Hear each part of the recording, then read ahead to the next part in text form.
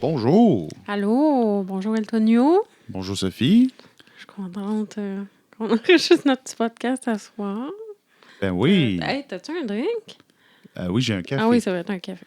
Donc, c'est quoi le nom de ce nouveau podcast exclusif Ben oui, c'est vrai. Bienvenue. révolutionnaire? Bienvenue au Club des Navets. Un podcast révolutionnaire, tu l'as dit. On va faire quelque chose qui n'a jamais été fait dans le passé. C'est-à-dire faire des reviews de films poches. Ou peut-être bon. Ben, c'est ça, tu sais. On va peut-être avoir des surprises en cours de route. Puis, ben, c'est ça, peut-être que des fois, on va se laisser tenter d'aller vers d'autres horizons que juste des films. Puis, on va aller là où la cochonnerie nous mène. Puis, ben, c'est ça. On peut peut-être déjà commencer par introduire notre premier film qu'on parle aujourd'hui. Sais-tu quoi, Sophie? Je trouve que le concept de notre podcast est absolument glorieux. Oh, c'est pour ça qu'aujourd'hui, on va parler du film Glorious de 2022, qui est un original de Shudder. Oui, c'est Shudder qui a financé ça. Réalisé sous la direction de Rebecca McKendry. Et j'ai fait quelques recherches sur Rebecca McKendry, là, juste pour avoir de l'air intellectuel. Oui. Dans le fond, je suis allé checker pourquoi d'autres elle est connue. Donc, elle est connue pour Zombie March, The Barista et Zombie Gone Wild.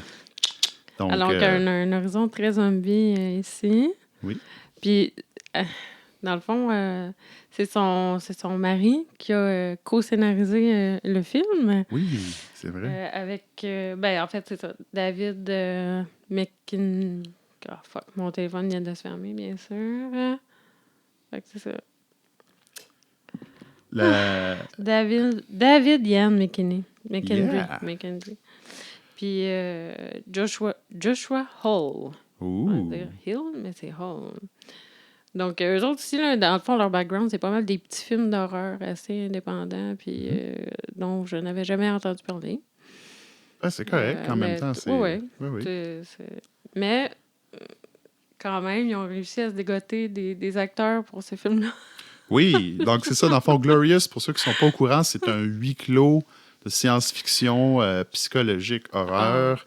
Donc, mettant en vedette Ryan Quarton, qui est un acteur australien. Puis ça, c'est drôle parce que toi, tu l'avais reconnu de True Blood. Oui. Mais il était dans Dead Silence aussi, qui est un excellent film.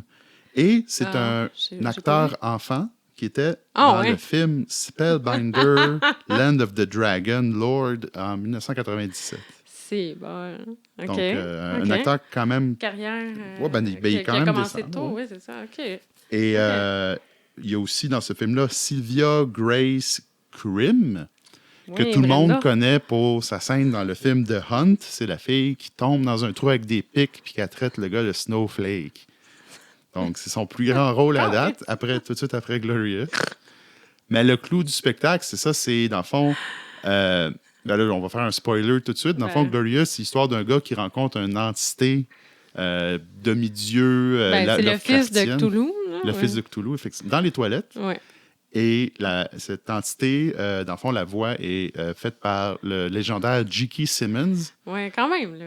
Donc, ils ont réussi à se dégoter. Pour ceux qui ne savent pas c'est qui J.K. Simmons, Whiplash. En tout cas, faites une petite recherche. Il a fait vraiment plein de films.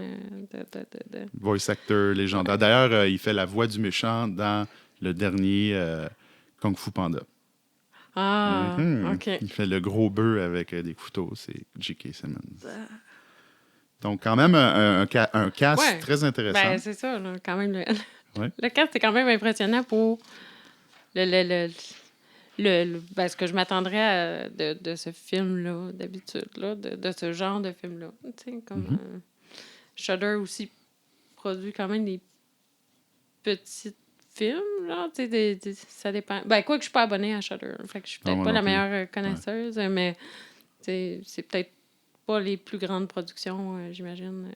C'est vrai, j'ai pas regardé c'était quoi le budget pour le film, ça doit être... j'ai essayé de checker, tu sais, s'il y avait justement, c'est ça, des recettes ou quoi que ce soit, puis, mais non. Il y avait rien, pas cette information-là, mais j'imagine que tout le budget a passé dans la paye de Mr. Simmons, puis dans la paye de... Dans le CGI, peut-être, ici, là? Eh bien, en tout cas, peut-être. Peut-être, mais tu sais, le CGI était peut-être... OK, peut-être un petit peu mieux que du Neil Breen, mais ça valait pas tant plus haut, là. Fait que... C'est vrai, je me rappelle qu'on l'a écouté ensemble. C'est un nom qui est revenu souvent, Neil Breen, dans le fond. Je pense qu'on a vraiment pas eu la même perception de l'intention artistique de la direction de ce film-là. Donc, si tu veux nous en parler un peu, c'est quoi ton opinion? Là, Sur la direction artistique... Oh mon Dieu. Ben, tu sais, on a parlé que c'est un huis clos. Oui. Un huis clos, tu sais... Ça peut être intéressant pour quand tu fais un film, justement, qui est à bas budget parce que c'est un seul décor, en théorie, ou tu sais, comme très peu de décors. Mm-hmm. Mais il faut que tu sois prête à... c'est ça, faire que la direction photo, puis le montage, puis tu sais, tout le scénario vont devenir colissement importants dans un huis clos. Mm-hmm. Les acteurs aussi. Mais...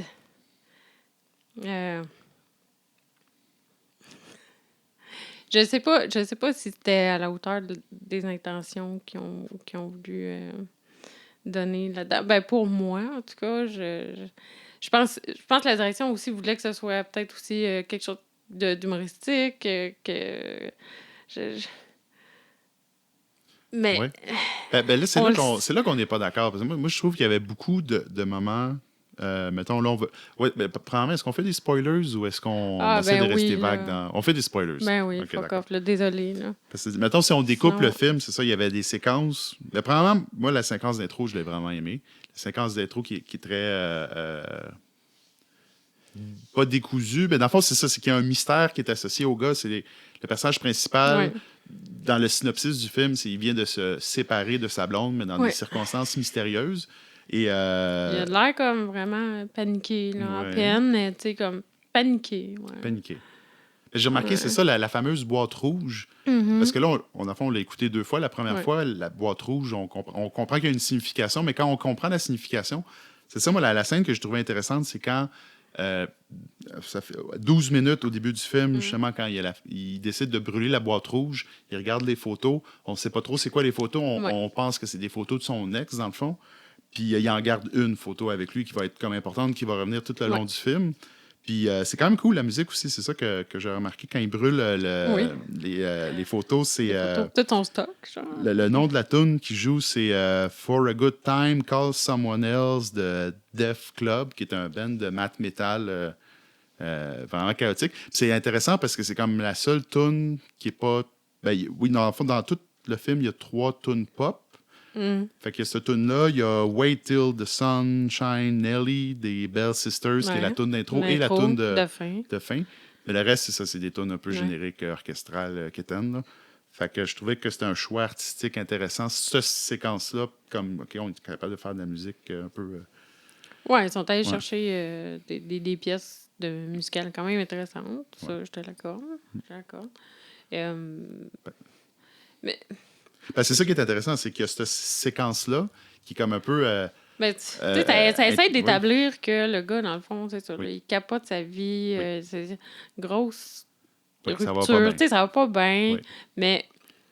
Bon, puis là, je veux pas enlever peut-être les talents de l'acteur, là, je veux pas dire qu'il y en a pas, mais clairement, je sens pas qu'il panique tant que ça, je sens pas qu'il est triste tant que ça. Il a juste l'air bien bizarre, là. Tu sais, puis il a de l'air d'avoir beaucoup d'émotions, tu sais, comme d'over-acter tout ce qu'il fait, genre, vraiment beaucoup. En même temps, le personnage, tu sais, on va pas aller trop loin dans l'analyse, mais c'est quelqu'un de fucké dans la tête, parce qu'on comprend plus tard dans le film que c'est pas nécessairement une bonne personne, donc il y a peut-être ses émotions, on ne sait pas à quel point il sait lui-même qu'est-ce qu'il ressent. Là. Mais tu sais, plus tard dans le film, il dit « Je suis tanné de ne pas vivre d'émotions. » Justement, il dit comme « Ça fait tellement longtemps que j'ai pas vécu d'émotions. » Puis t'es là comme « Tabarnak, moi, tu sortais de ton genre tout à l'heure, puis t'avais beaucoup d'émotions dans ta face. » En tout cas, genre, c'est comme... C'était vraiment... C'était vraiment intense, là, tu sais, pour nous communiquer le message. Ils en mettent, c'est ça, ils en beurre épais, je trouve, à certains moments, dont là, autour du feu. Là, il danse, il boit son alcool. Puis, tu sais, comme le choix de le voir têter ses dernières gouttes d'alcool, genre beaucoup trop comme. J'avoue qu'il y avait certaines séquences qui étaient un peu... Tu peux... Tu sais, comme c'était pas dans la subtilité, même dans la réalisation, même dans le choix des plans. Tu sais, comme tout est là pour être bien sûr qu'on a bien compris qu'il a fini sa bouteille, qu'il a, tu sais, comme qu'il fait telle action, puis que, tu sais, il brûle des photos parce qu'il trouve ça triste, sa rupture. Tu sais, ben, en tout cas, c'est ce qu'on pense. Oui, effectivement. Donc là, ce qui nous amène avec la rencontre, tout de suite après, il décide d'aller vomir dans les toilettes. Oui, il n'a pas été, hein, tu sais, comme il a passé toute la nuit. Oui. Dehors avec son feu. Puis là, le matin, c'est là qu'il se dit que Chris, il y a des toilettes, je vais y aller. Ben non, mais c'est normal de vomir un lendemain de veille. Ouais, mais tu sais, j'imagine, tu sais, comme il aurait pu vomir dehors, ça aurait fait la même affaire. Là. J'imagine qu'il a pissé dehors toute la nuit. Ah, OK, tu dis l'action d'aller aux toilettes pour vomir au lieu de... les toilettes. OK, il aurait pu vomir n'importe où. J'avoue que, ouais. C'est un très bon point, Sophie, que tu viens de faire. Il aurait pu vomir n'importe où. Il a décidé d'aller vomir dans des toilettes. Là, il a fait comme « Oh boy, c'est ça, je vais essayer d'avoir un peu de classe puis aller vomir dans les toilettes. » Qui sont... Puis il est en bobette, là. Tu sais, comme le lendemain matin, il est en bobette pour une raison qu'on ignore. Il a brûlé ses pantalons. C'est vrai, il a brûlé ses pantalons, mais oui. OK. Bon, fait que là, on accepte ça. Il arrive dans les toilettes, puis c'est là qu'il fait la rencontre avec... Moi, j'ai vraiment aimé la séquence de prise. Parce qu'en fond, c'est... OK, la règle, c'est... On n'est pas supposé voir l'entité qui est interprétée par J.K. Simmons. D'ailleurs, il explique clairement à l'autre, au protagoniste, qu'il n'a pas le droit de le voir. Non. Sauf que ce qu'il voit à la place, c'est un graffiti sur le mur des toilettes et aussi l'explication du nom du film, c'est que J.K. Simmons lui parle à travers un glory hole. Ouais. Donc, le film s'appelle Glorious parce qu'il y a un glory hole dans les toilettes. Moi, j'ai vraiment aimé la présentation. J'ai vraiment aimé la peinture parce qu'en fond, la peinture est cool. La peinture, c'est comme une interprétation de ce que pourrait être l'entité. Qui est comme avec les tentacules, l'espèce de bouche tout dégueu. Puis, Fait que, puis... C'est peut-être un petit peu trop utilisé, par exemple, à travers le film, là. Parce que le fait qu'on n'a pas le droit de voir J.K. Simmons, de voir l'entité, on voit juste la peinture. Ben, c'est ça. Tu sais, souvent, quand on se met à entendre J.K. Simmons qui parle, ben, on voit tout de suite cette illustration-là. Alors qu'on n'aurait peut-être pas besoin, tu sais, vu que c'est un dieu qui est là, qui est supposé comme être omniprésent, puis qui rentre dans la tête, puis en tout cas. Mais bon, ça met une image en même temps sur qu'il est, là, vu qu'on n'a comme pas vraiment d'image claire. Des fois, on le voit dépasser un peu de la cabine, tu sais, comme... C'est vrai, il y a du juice, du juice rose, puis, c'est ça, bon. Ben, justement, ça m'amène à un point qui m'avait un peu frustré, c'est qu'au début du film, on voit un œil qui laisse penser que ça allait être ça, la créature, mais c'est pas ça pantoute. Ils ont juste eu un budget pour faire un œil avec de la chair. Il aurait pu avoir quelque chose de plus, mais il n'y a pas plus, parce que, comme tu dis, ils ont brûlé tout leur budget pour J.K. Simmons. Fait qu'il n'y avait plus de budget pour le practical effect. C'est correct. Puis, ben, c'est ça. Dans le fond, ça se veut, je pense, c'est un dialogue qui n'est pas totalement mauvais là, entre les deux, puis, tu sais, pour venir à bout, dans le fond, tu sais, le dieu réquisitionne au final une faveur. Puis là, on se dit tous, mon Dieu, ça doit être une faveur sexuelle vu le glory hole, mais tu sais... Mais moi, j'ai aimé l'escalade dramatique, parce qu'en fond, c'est au début, le gars, il croit pas vraiment à l'histoire, fait que là, il faut qu'il y ait comme une espèce d'escalation de à quel point c'est sérieux, puis à quel point... Fait que là, tu sais, comme l'entité lui montre qu'il est omnipotent, il est omniprésent, puis il est capable de contrôler, mais pas au complet. Il est capable de faire mal, il est capable, tu sais, si tu m'écoutes pas, ben, je peux te faire enlever tes souvenirs. Tu sais, comme, tu sais, il va... Il prouve que, tu sais, c'est un... Il y a des pouvoirs, puis tu sais, il peut le faire chier, là. Mais il joue beaucoup avec la relation avec l'ex. C'est ça qu'il dit. Il dit, je vais te faire enlever tes souvenirs de ton ex. Hey, Chris, Qui voudrait pas oublier son cette ex. petite face? Ouais. Ah, non. Mais j'avoue que la demoiselle Sylvia Grace Krim, la personne qui a fait son make-up pour ce film-là, c'est vraiment criminel parce que c'est une belle femme. C'est ça, parce que je regardais d'autres photos d'elle sur Internet, je suis là comme... C'est une belle femme. Elle est pas laide, là. Puis là, ils l'ont maquillée en matante, là. Exactement. Puis c'est vraiment... Ouais. Je suis comme, voyons, elle avait de l'air de... En tout cas, une actrice québécoise... Bon, là, je me rappelle plus le nom, là. Peut-être que si je suis gentille, je vais le mettre au montage à cet instant-là. OK, on peut faire ça.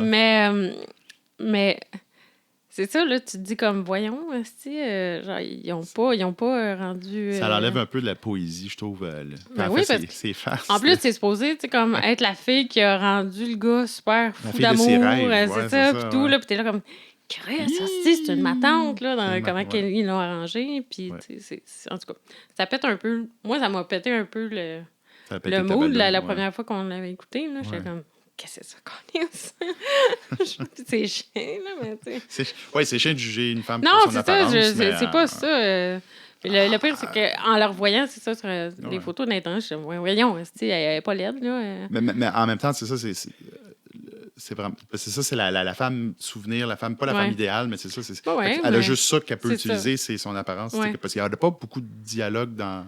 Elle n'a pas beaucoup de dialogue, effectivement, mais tu sais, quand même là, souvent, parce qu'on va se le dire, elle a dans tous les flashbacks, puis il y en a en tabarnak du flashback, parce que, je veux dire, c'est un huis clos, c'est dur de faire durer un huis clos quand tu as un long, puis là, on voit que...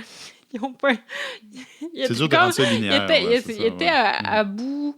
On dirait qu'il achète du temps. Là. Quand tu es rendu avec 10 flashbacks dans ton astuce de film, c'est trop. Là. En parlant de perdre du temps, là, on s'en va dans un territoire délicat, mais le quatrième personnage qui rentre... Ça, c'est ça, il y a un certain malaise parce que c'est ça, il y a un... c'est quoi son nom? Carl, je pense. Carl. Il y a le token... black guy de film d'horreur qui arrive, puis dans le fond, il est juste là pour mourir. Ouais, il meurt en genre 5 minutes. Là. Mais de la façon... Parce que, dans le fond, la façon qu'on nous explique pourquoi il meurt, c'est comme totalement inutile. Il est juste là, il se fait manger par l'entité. Oui, c'est ça. Il est comme... C'est pour prouver à West que, c'est comme... Si tu fais pas ce que je veux, il va arriver ça, mais à tout le monde.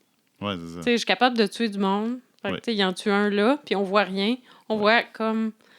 Il est assis sur la bolle, puis il y a comme une chute, une pluie de sang, c'est ça. Ouais. C'était quand même intéressant. Correct, il y avait des tentacules. C'était cool. Ah oui, il y avait des... Le gars se fait tirer par des tentacules dans les toilettes, puis il explose, puis il y a des morceaux... il y a un cœur qui arrive à la fin avec un effet sonore cocasse. Là, je m'excuse, j'ai un blanc de mémoire, mais sur le poster, le gars, il a une jambe dans les mains. Oui. C'est-tu la jambe du gars? C'est la jambe du gars. C'est ça. Après ça, tu sais, comme Wes, il sort des toilettes, puis il pogne la jambe du gars, puis il fesse sa porte pour essayer de l'ouvrir. Oui. Puis tu sais, c'est ça, l'affaire, c'est le dieu, là, Cha-cha-cha, lui. Ah oui, c'est vrai, j'aime comment il essaie de prononcer son nom. C'est un clin d'œil. Mais, tu sais, c'est comme... Il dit, OK, j'ouvre la porte. Puis là, il dit ça pour faire rentrer le gars. Oui. Puis Wes, il fait comme... Oh, yeah, il ouvre la porte, puis il reste dans le fond bien loin, puis il bouge pas. Puis je suis là comme... Qu'est-ce que tu fais? T'es dans mes cœurs! Il voulait sortir. Genre, ça n'a aucun sens. Fait que ça nous amène à la scène du sacrifice, dans le fond. C'est que J.K. Simmons... Attends, mais c'est parce qu'on a passé une scène importante qui est la scène où est-ce que Wes veut essayer de s'échapper par les conduits d'air. C'est important, cette scène-là? Ah, c'est important parce que c'est une des seules scènes que j'ai eu beaucoup de plaisir. Parce qu'on voit clairement qu'il y a une caméra qui est comme fixée dans un espèce de faux tuyau d'air qui est détaché, puis ils font juste comme tourner le tuyau d'air, puis là, le gars, il tourne dedans. Puis c'est comme... C'est pour faire un peu un effet de comme si la gravité était vraiment fuckée, puis là, il tombe un peu partout, puis finalement, il retourne au point de départ, mais l'effet ici, là... Ouais. Moi, ça... Je pense que c'est mon moment préféré. C'est ton moment préféré du film. Ouais. La tentative de... Ben, j'ai trouvé ça cute, là, en même temps. Oui, comme, cute, je pense que j'aurais pas fait mieux. Je pense, bravo pour le génie de l'avoir fait avec pas de budget, là. Mais c'est juste que dans la vraie vie, un homme adulte ne peut pas rentrer dans une considération. Clairement c'est pas. un Il y a cliché de personne, jeu vidéo. C'est ça, t'as de l'air dans GoldenEye. Exactement. Ça marche pas. Mais c'est bon. Excuse-moi, je t'ai coupé. Non. C'est bien que tu mentionnes, parce que c'est un moment que... Un moment clé. Oui, c'est un moment clé, effectivement. Fait que bref, c'est ça. Fait que dans le fond, le moment culminant du film, c'est ça. Il faut convaincre le protagoniste de faire un sacrifice pour pouvoir sauver l'entité. Parce que sinon, ben là, ça, c'est un peu cucu. C'est le papa de l'entité veut détruire la galaxie. Donc il y a besoin d'un sacrifice pour pouvoir se cacher de son père. Le sacrifice, tu sais, comme je m'excuse, là, c'est quand même fucking random. Là. Il fait comme, moi, ce que ça me prend pour aller me recacher, c'est 25% de ton foie à toi. Genre... Là, on m'avait dit qu'il y avait un truc biblique avec ça. Ben, le gars avec qui on l'avait écouté, il avait dit, je sais pas si c'est la référence au gars biblique Prométhée qui se fait picosser le foie par un aigle parce qu'il a volé le feu des dieux. En même temps, c'est pas ça pas en tout. Ça n'a pas rapport. Il doit y avoir une autre signification symbolique au foie que tu donnes ton foie, le foie, en tout cas, on demande à nos auditeurs si vous voulez commenter sur cet épisode-là. Oui, commentez. C'est quoi la signification symbolique du foie dans la religion? Pourquoi est-ce que quelqu'un ferait un sacrifice de foie à un dieu païen? Pourquoi 25% du foie, ça satisferait un dieu? Mais là, excuse, on a sauté un truc. Ce qui nous amène à la plus grosse déception, c'est qu'il veut pas son pénis, il veut son foie. Il veut son foie. Le glory hole, c'est quoi le terme? C'est quoi le terme, là, quand c'est un scam, là, je sais pas. Pas un scam, non, mais un faux, que tu penses que ça va être quelque chose, c'est quelque chose d'autre, là. Je ne sais pas moi non plus. Okay, je l'ai pas. Revenir d'ici la fin du podcast, je vais te le crier dans les oreilles. Ou d'après moi, juste quand on va éteindre le micro. Là. On va éteindre le micro, puis ça va. Mais oui, c'est ça. C'est quand même quand même une déception. Ben, c'est juste, ça s'en va pas où est-ce que tu pensais que ça allait aller. Ouais. C'est correct. Ben, ça s'en va. C'est parce que c'est ça, dans le fond. Ben là, on va y aller dans le territoire des spoilers. Fait que si vous voulez pas de spoilers, c'est dans le fond que. C'est quoi son nom, gars? Sam West. C'est une mauvaise personne parce que c'est pas un break-up qu'il a fait, c'est un meurtre qu'il a fait.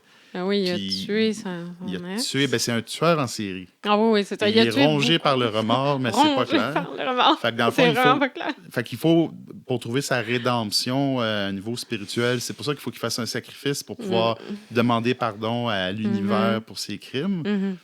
Puis, c'est ça, j'ai à la fois vraiment pas aimé, puis aimé vraiment ça, parce que c'est vraiment cucu, tu sais, comme le gars, c'est un monstre, puis il faut qu'il donne un morceau de son foie, mais c'est comme... C'est un monstre, comme sa mais... punition... Il a tellement pas l'air d'un monstre.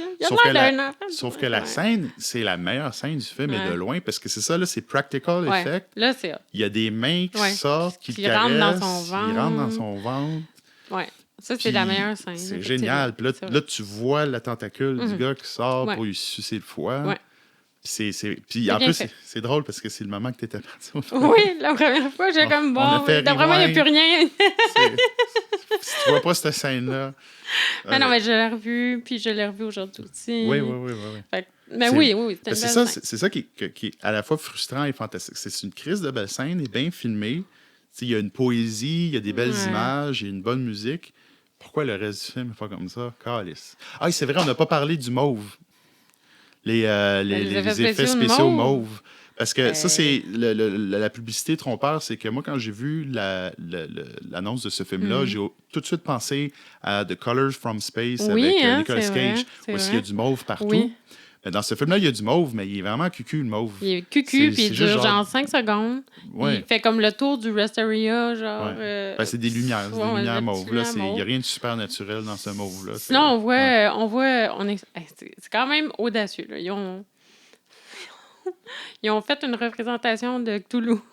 Genre, un moment donné, on voit le mur du Resteria qui est pété, puis c'est comme le Cthulhu, il s'en vient comme pour punir son fils. Puis là, t'es là comme... ça prend quand même du front tout autour de la tête pour mettre le Cthulhu en CGI poche de même. C'est audacieux, on va dire. Genre pour être gentil. Mais... ouais, ça non plus, c'était pas beau, là. Ça faisait un peu pitié. Je veux pas être plate, là, mais c'est pas Cthulhu, c'est Azathoth. Mais... Parce que Cthulhu, c'est pas un dieu, c'est un demi-dieu, puis il y a une face de tentacule, mais Azathoth, c'est le spaghetti primordial qui rêve à l'univers, puis quand il va se réveiller, l'univers va arrêter d'exister. Wikipédia m'a induit en erreur? Ben, regarde, je vais te montrer une image d'Azathoth, puis ça va beaucoup plus... C'est ça, c'est un gros spaghetti dans l'espace. Bon. Avec, il y a des... Parce que c'est une entité qui est beaucoup plus ça pourrait que ressembler à... dans le fond, Cthulhu, c'est le neveu d'Azathoth. Je ne veux pas faire mon nerd, là, mais c'est... C'est beau. Parce que c'est une entité qui n'a pas de forme, dans le fond, Azathoth. Ça, c'est juste un paquet de tentacules, puis il dort, puis il flotte dans l'espace, puis il y a des bonhommes qui jouent de la trompette avec lui. Je ne me demande pas pourquoi. Là. Super. Ouais, ça l'aurait été fucking cool, merci ça. de remettre les... Non, mais c'est correct. C'est parce qu'il y a eu tellement beaucoup de représentations de Cthulhu dans les films dans ces derniers temps que c'est comme les films de zombies. C'est les films de Cthulhu. Fait que c'est important de dire que dans la mythologie Lovecraftienne, il n'y a pas juste Cthulhu, il y a plein de cousins puis de cousines, puis de trucs avec des tentacules, puis ben de la salive, puis fait que c'est ça. OK, ben écoute, oui. Merci d'avoir rectifié, mais c'est ça, je vais... Fuck you, Wikipédia. OK. All right, yeah! C'est dit. C'est ça, en gros, c'est ça. À la fin, on découvre que c'est un tueur en série. Il a tué son ex, puis moi, ce que j'ai trouvé drôle, c'est dans le flashback aussi de son ex. Pourquoi il tue son ex? Elle a découvert qu'est-ce qu'il y avait dans la petite boîte rouge qui a brûlé, puis que, tu sais, il traîne depuis le début du film, puis qu'on se demandait qu'est-ce qu'il y avait dedans. Ben, elle a vu dedans, puis c'est des photos de filles qui ont peur. Tu sais, c'est vraiment juste des faces de filles qui font comme... Je suis là comme... Fait qu'elle a découvert, en voyant des faces de filles qui ont peur, que c'est un tueur en série. En même temps, c'est peut-être des faces de filles qu'elle a vues à TV, genre comme ils sont mortes, il y a une photo, puis là, elle reconnaît la fille dans la photo. Peut-être. Mais ça m'amène aussi j'ai trouvé ça drôle. Il aurait pu se forcer à mettre comme un cadavre fait de loin, comme avec ben du ketchup. On aurait peut-être mieux compris. La fille avec un sac de plastique sur la tête. Là, c'est juste des faces bien proches qui font comme... Ouais. Il leur a fait peur. Dans le fond, ils ont pas tué. C'est juste un gars qui fait peur à des filles. C'est comme Chris. C'est pas bien grave, là. C'est vrai, ça me fait penser à la séquence où que le monsieur noir, dans le fond, lui, quand il arrive, la première chose qu'il voit, c'est le feu, puis il voit des restants de photos, puis il voit les photos, mais on voit pas ce qu'il voit. Mais on voit que sa réaction, c'est les maudits kids. Ouais, c'est ça. Fait que lui, il comprend même pas la signification de ces photos-là, ce qui veut dire que soit lui, il est encore lisse, ou soit c'est vraiment des photos. Il voit pas les photos, il prend le toutou. Ah, le toutou. C'est le toutou qu'il prend dans ses mains. Le toutou qui était un cadeau de sa blonde là, qui dit « I love you ». Un toutou. Ouais. Fait que... ça rajoute à l'élément ma tante, genre tu donnes un toutou à ton chum pour ton premier anniversaire. C'était ça, c'était pas un premier anniversaire, c'était un anniversaire de 2 mois. Oh my God. Quelques heures et je sais pas quoi. Aïe, man, c'est intense, madame. Là. Tout ton chum lui donne des toutous. Ah oui, à chaque 2 mois. Puis, cool de bout. Ben, c'est ça. En gros, c'est ça.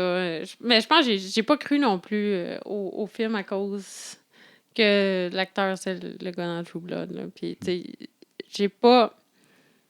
Pour moi, le jeu... Ou en fait, c'est ça. Le jeu qu'il faisait dans True Blood puis dans ce film-là, pour moi, c'était comme le même personnage. Comme si... Je le voyais encore que, mettons, dans True Blood, c'était supposé être, mettons, un gars avec pas trop de génie, un peu douchebag. Puis pour moi, c'était le même dude là, que je voyais dans les toilettes. T'as-tu vu pas Dead Space, mais Dead Silence? Non. Okay, parce que faudrait qu'on l'écoute. Pendant ce film-là, c'est vraiment... C'est un peu quétaine, là. C'est comme tous les clichés de films d'horreur, mais ça fout vraiment les chocottes. D'accord. Puis dans ce film-là, je pense qu'il est très différent. Il est plus jeune aussi, ça fait 15 ans qu'il est sorti. Là. Tantôt, j'ai dit Dead Space, c'est Dead Silence. Parce que c'est le film avec la madame qui arrache la langue du monde pour faire des marionnettes. Oh là là! Belle passion. Ouais, c'est vraiment cool. Il y a des pantins diaboliques. Puis, dans le fond, il y a tous les clichés de tous les films d'horreur, là, avec des jump scares, puis il y a un sous-sol, puis il y a une matante, puis des sorcières, puis tout. Puis le monde se fait arracher à la langue. Oui. Peut-être ça pourrait être un prochain podcast. Peut-être. On fait un vote dans les likes. Mettez un like pour... non, je sais pas comment ça marche. Là. Non, non plus. Faites un smiley face pour qu'on review un film de Neil Breen, un thumbs up pour écouter Monster Hunter avec Mila Jovovich. Tabarnouche, OK. Non, peut-être pas. OK. Fait que, on peut... Toi, t'avais-tu d'autres choses à rajouter qui t'avaient marqué? La fin... T'as-tu aimé la fin, genre, la séquence finale quand... Qui meurt? Il meurt, puis... J'étais bien contente qu'il meure, là, mais en même temps, j'étais bon! C'est une bonne nouvelle. Non, débarras. OK. Toi... Mais, tu sais, c'est très mon réalisateur en même temps, là, ça fait comme, le tueur en série, finalement, il finit par mourir. Moi, j'étais juste contente qu'il meure, j'étais allée le voir, là, mais... Il y a un truc que je viens de réaliser. Probablement que les dialogues de J.K. Simmons n'ont pas été enregistrés en même temps que ceux du personnage. Donc, c'est probablement 2 personnes qui ont fait leur échange séparément. Puis c'est peut-être pour ça aussi que ça marche pas, c'est que l'escalade de tension est pas là parce que les gars sont littéralement pas là un en face de l'autre. Effectivement. Fait qu'ils peuvent non, pas c'est sûr jouer, c'est sûr que M. Simmons n'a pas passé 4 heures de toilette.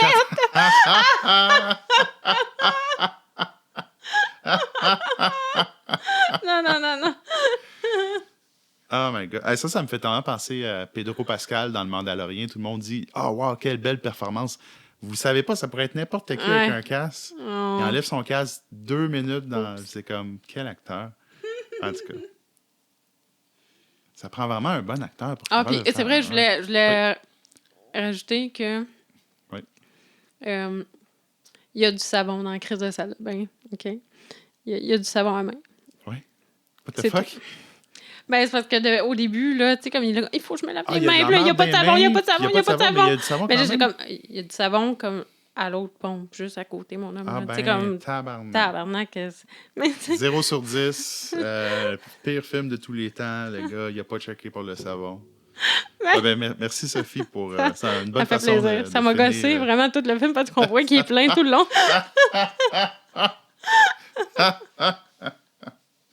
OK. Fait que, on pourrait y aller avec une note... c'est quoi notre système de pointage? C'est ça, notre système de pointage. On n'en a même pas parlé, mais dans le fond, c'est...